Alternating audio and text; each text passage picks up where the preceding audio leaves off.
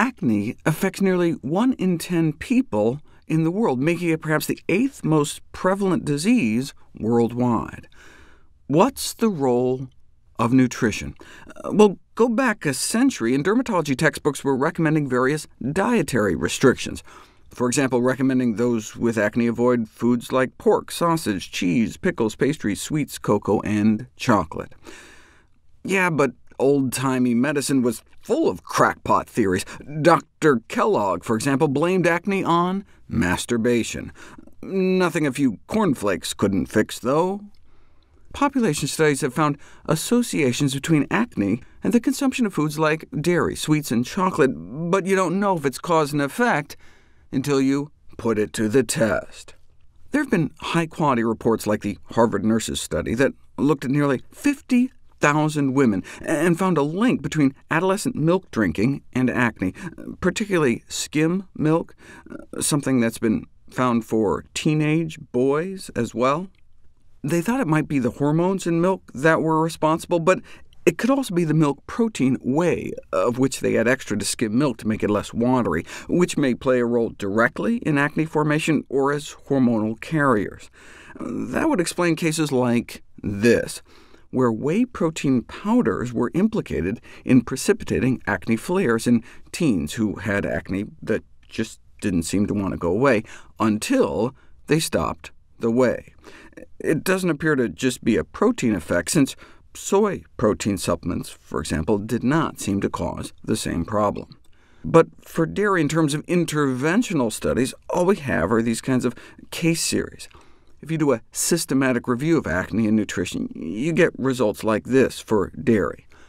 Out of the 20 or so papers on acne and dairy out there, about 3/4 suggest adverse effects, and the remainder report no effect, with no study suggesting a beneficial effect of dairy on acne. So you could look at this and conclude a dairy-free diet is worth a try, but this is based on low-grade evidence, level C and D evidence, where C is like the population studies, and D are like those series of case reports. What we want ideally are randomized interventional studies, level A and B evidence, which we don't have for dairy, but we do have for chocolate. When it comes to acne, no food is more universally condemned than chocolate. So if you're the Chocolate Manufacturers Association, how are you going to design a study to make your product not look so bad? Well, you can always use the old drug company trick of pitting your product against something even worse, and so they fed people chocolate bars versus fake chocolate bars made out of a partially hydrogenated vegetable oil, trans fats. So make it have more sugar, throw in some milk protein, and make it 28% pure trans fat-laden Crisco-like vegetable shortening. And surprise, surprise, there were just as many pimples on the fake chocolate bars, allowing them to conclude that eating high amounts of chocolate is a-OK when it comes to acne. And the medical community fell for it. Have we been guilty of taking candy away from babies? Too many patients harbor the delusion that their health can somehow be mysteriously harmed by something in their diet. That original study, finding that chocolate consumption supposedly does not exacerbate acne, has continued to remain virtually unchallenged for decades, and continues to be cited even in recent reviews.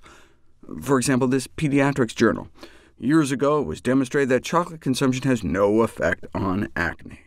This serves as a cautionary example of how research-based evidence should be vigorously scrutinized prior to being incorporated into clinical practice. Just because something is published in the Journal of the American Medical Association doesn't necessarily mean it's a good study, especially when industry interests are involved.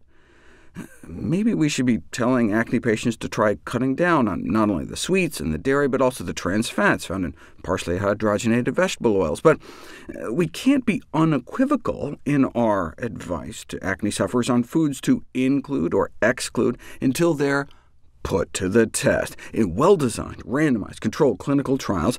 But there simply weren't any such trials on acne until now, which we'll cover next.